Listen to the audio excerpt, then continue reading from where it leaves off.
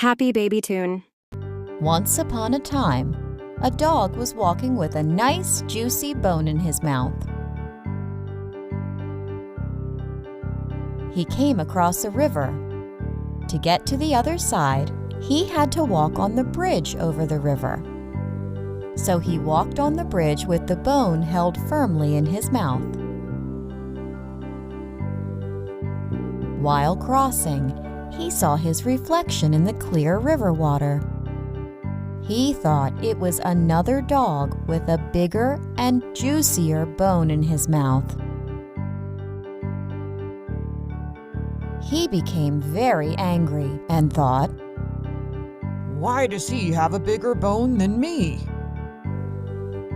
He wanted the other dog's bone as well. So he barked at his reflection, and the bone fell from his mouth into the river. He got upset and realized his mistake. He lost what he had due to his greediness. Moral of the story: it is very foolish to be greedy. ऐसे ही मज़ेदार कहानियाँ गाने और cartoon देखने के लिए subscribe करें और बेल आइकॉन दबाना ना भूलें।